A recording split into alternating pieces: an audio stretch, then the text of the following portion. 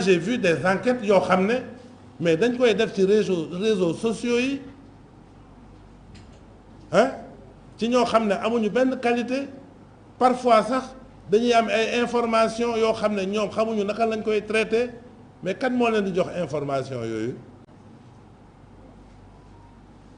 man dossier bi man dama ko verrouillé enquête bi mu commencé ba tey dama ko verrouillé amul benn journaliste boo xam ne woo na ma wax ak yow pour jox la ay information amul pourtant parfois damay lire ma gis ay fuite yuy am ci dossier bi hein donc par rapport à la plainte de Dame Mbodj que j'aime bien que j'apprécie beaucoup vous comprenez loolu nekkul ci dossier bi te dama koy conseiller vraiment xam nga réew mi dañu soxla dal on a besoin d'une réconciliation on n'a pas besoin de guerre dans ce pays vous comprenez donc moi je pense que ce qui est passé il ne faut pas qu'on revienne sur ça on n'a qu'à regarder vers l'avenir xool naka la ñuy tabaxee suñu réew n'est-ce pas avec des esprits sains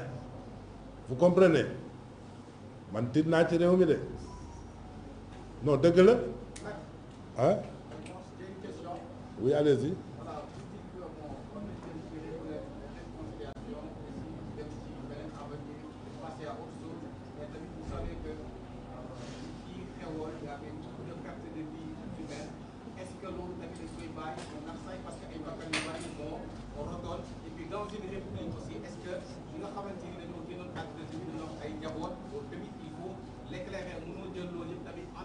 non xam nga li anormal mooy déggoo li ma la wax moi je suis contre la loi d'amnistie waxuma ko grand gisuma la de dama la bëgg a xool bu may wax ak yow xoolal man ci samay propos waxuma la ne je suis contre la loi d'amnistie wax naa ko xanaa ku la wax loolu kay kooku dafa bëggul ñu far li fi xewoon yépp du dëgg mais dama la ne ci samay propos mais loi d'amnistie assemblée nationale moo ko voté comprendre nga te am na ñu ci bénéficier ñu bëri c'est-à-dire tu sais une loi elle est impersonnelle moi je ne vais pas défendre qu'on puisse fermer les yeux sur les morts vous comprenez mais je suis désolé la loi d'amnistie a couvert tout ça parce que la loi d'amnistie a dit que tous les faits qui ont une motivation politique vous comprenez et pour ces morts je t'ai dit la responsabilité pénale n'est pas exclusivement une responsabilité matérielle il y a d'abord une responsabilité morale lorsque vous provoquez un attroupement une rencontre de personnes que même vous organisez une séance de sabbat une soirée dansante que vous êtes l'organisateur que c'est vous qui avez provoqué cette rencontre lorsqu'il y a des morts ou des blessés dans cette rencontre-là, dans cet attroupement, le premier responsable, c'est la personne qui a provoqué la rencontre. loolu laa la wax waxuma la ko ah mais nit ñi dañu yaakaar ne bu ñu waree atte juge buy atte affaire bi foofu lay commencer dañuy yaakaar ne bu ñuy atte affaire bi dañuy dem jël diw ne yow yaa tiré d'accord moom am na responsabilité am na un niveau de responsabilité boo xam ne moom am na ko.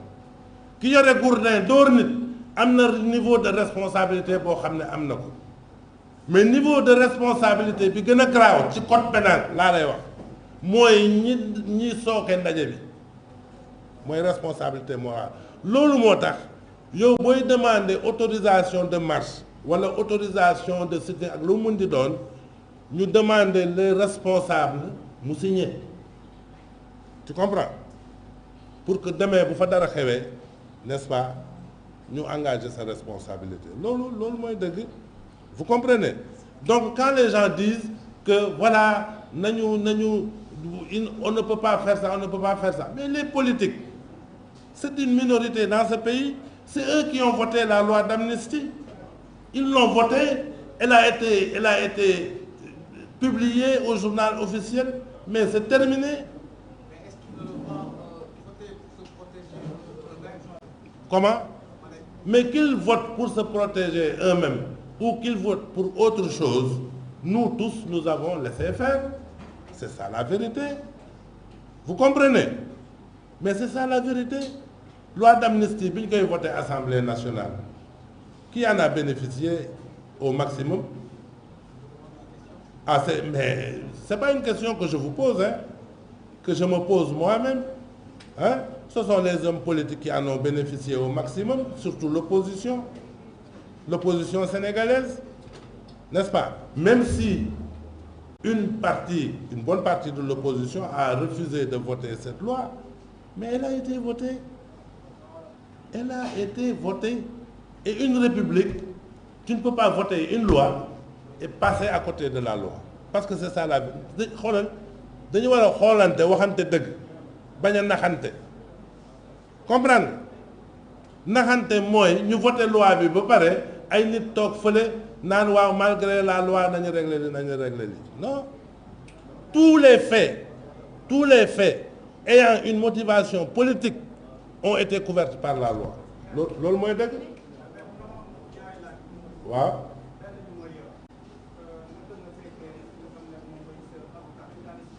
sama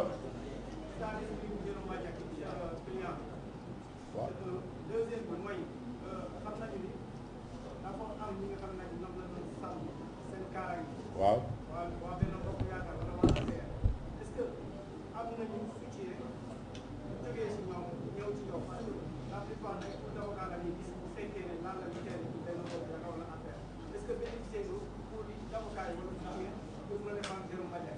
voilà deuxième question bi laay commencé gis nga ñi nekk fii di ànd ak homme politique yi ah ak koo mën di doon ak boor boo mën di féete ah question bi ma kii posé war na la servir de leçon man milité wuma APR bokkuma APR amul benn responsable APR bu ma woo wala mu constitué ma.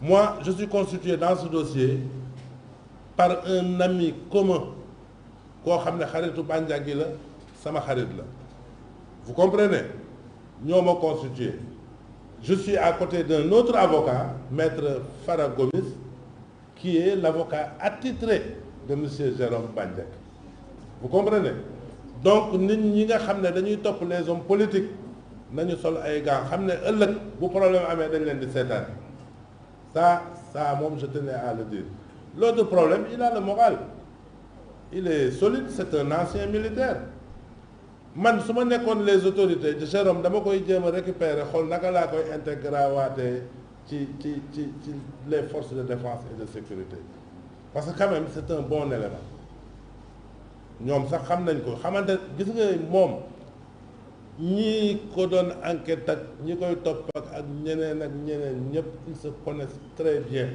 ils se fréquentaient ceux parmi eux qui voulaient bénéficier davantage chez le président Macky Sall ci moom lañ doon jaar àddina dafa tërali il y a beaucoup de gens qui voulaient rencontrer le président ou avoir des avantages mais ils faisaient de Jérôme Bandiaky leur ami. Mais maintenant que la boule a tourné, maintenant c'est l'élément à abattre, il est devenu l'ennemi de tout le monde. Loolu aussi, franchement, nit ñi war nañ ko xoolaat ku koo xam ne da ngay assurer la sécurité d'un président de la République, même si c'est privé, quelqu'un qui assure la sécurité d'un premier ministre, même si c'est privé, est-ce qu'il est surprenant que ñu ñëw sa kër fekk fa arme? Pour man, c'est pas surprenant. Tu assures la sécurité du premier des Sénégalais et du deuxième ñu ñëw sa kër fekk fa arme ne la détention d'armes sans autorisation parce que amul benn délit boo xam ne du am élément intentionnel vous comprenez il y a des délits yoo xam ne c'est des délits matériels mais toujours n'est-ce pas bu ñu lay topp dañuy xool élément matériel élément moral élément légal élément moral mooy yow est-ce que yow sa intention moo doon commettre délit bu ñu lay toppee vous comprenez mais fii ñi fi yor arme sans autorisation bari na xam naa même fii ñu fi toog nii am na ñoo xam ne bu police débarqué woon seen kër te waxu leen dara mun nañ fa fekk arme wala loo xam ne naka sudul noonu moo tax ci république toujours dañuy protéger la liberté du citoyen vous voyez son domicile ne doit pas être violée. Son intimité ne doit pas être violée. La police ne doit pas débarquer chez quelqu'un sans avoir constaté une infraction, sans un mandat. Vous comprenez, hein? Donc ce qui s'est passé avec Jérôme, moi je trouve que c'est anormal dans un pays démocratique. Parce que la police pouvait le convoquer pour qu'il aille répondre, parce qu'ils ont dit qu'ils l'ont amené pour des besoins d'enquête. Si on l'avait convoqué, il aurait répondu. La preuve, il n'a pas fui. Lorsque les policiers sont arrivés chez lui, moom moo dem joxe boppam te xeex amu fa de. Dégg naa sama benn xarit bu nekk ci benn télévision bu mag ne foofu kurpeñ yi tàkk nañ foofu. C'est faux. C'est faux, c'est dans le PV. Il s'est rendu sans résister mu ñu ko bind fii. C'est pas vrai. ak yi ñu wax yëpp du dëgg. ma ne man fii ma toog nii bi ñu jàppee Jérôme ba léegi amul benn homme politique bu ma woo ne ma nii ak nee la koy jàppale. Man dama koy jàppale parce que sama xaritu xarit la te man xamoon naa ko avant. Mun naa wax sax sama xarit la parce que je le connaissais avant. Vous comprenez? Mais s'agissant des hommes politiques sama baat ci kaw amu ci kenn ku ko jàppale amul. Mais Macky Sall dafa am jotu Jérôme Bandiaky fi ñu toll nii. Macky Sall mu nga fële États-Unis di régler ay kotam. C'est-à-dire moo tax ma ne ñii ànd ak les hommes politiques nañu xam li ñuy def nañu xam fu ñuy yem parce que bu ñu amee problème n'est-ce pas? Mais je te donne un autre exemple. Mon confrère Cheikh Khoureyssi Ba dama lay jox exemple am Cheikh Khoureyssi Ba lan la dajul ak compagnonnage am ak maître Ablaye Wade. Cheikh Khoureyssi Ba ñaata yoon la dem prison parce que lui il était le directeur de publication du journal Le Sopi, il était au PDS ñaata yoon. Mais quand le président Wade a pris le pouvoir lan la defal Cheikh Khoureyssi Ba? Hein? Moi-même, j'ai défendu un leader politique.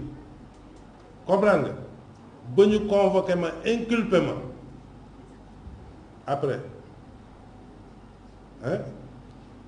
Tu sais, le problème du Sénégal, ce sont les hommes politiques. Du ñun de, ce sont les hommes politiques.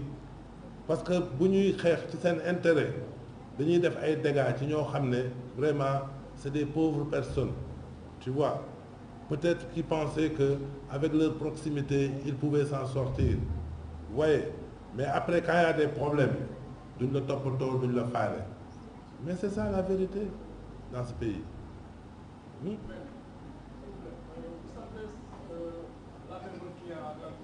J'ai pas entendu.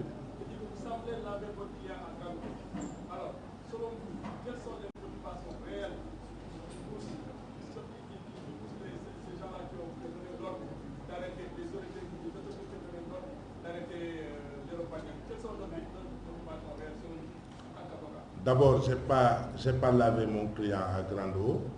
C'est pas exact. Je ne l'ai pas lavé ici.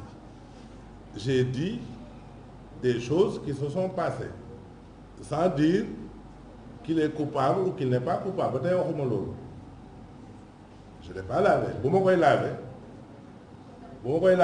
Moi, je ne plaide pas sur des plateaux de télévision. Si je me laver, c'est devant le juge d'instruction que je vais le laver. Vous comprenez? C'est là-bas que je vais le laver. Ou devant le tribunal. Mais ici, il ne s'agit pas de le laver parce que c'est pas à l'opinion de faire la justice. Ça a toujours été mon combat. Vous comprenez? Parce que des gens disent, oui, la justice est rendue au nom du peuple sénégalais, donc de femmes le New Si ce n'était que ça, Doudjar, n'est-ce pas, État d'y former des magistrats, d'y former des avocats, d'y former des procureurs pour nous faire liguer. La justice est rendue au nom du peuple sénégalais, mais par des spécialistes du droit. Vous comprenez? Ce n'est pas sur des plateaux de télévision qu'on lave les gens.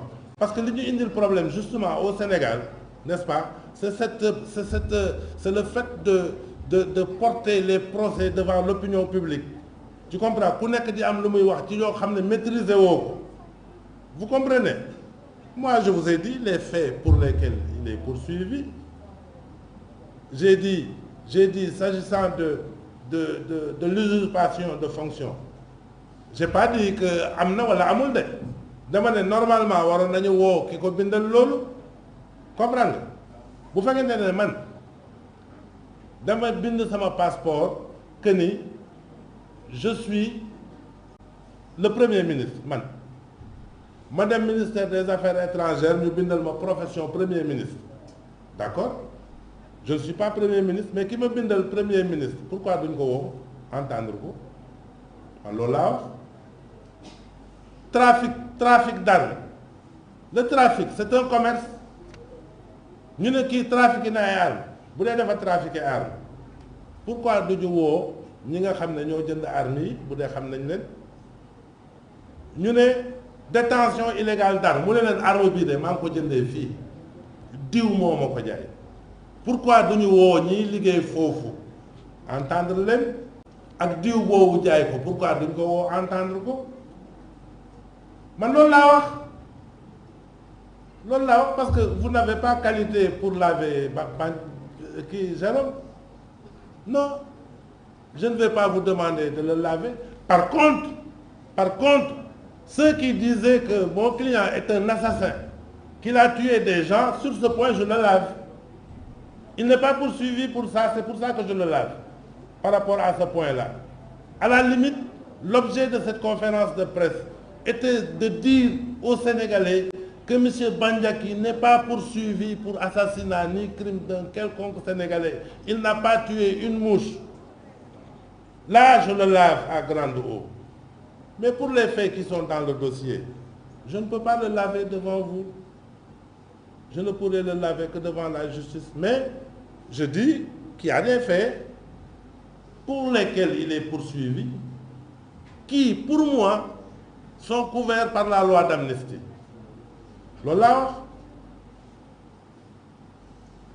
loolu de laa wax si c'est ça laver mon client je l'ai lavé avec de l'eau de javel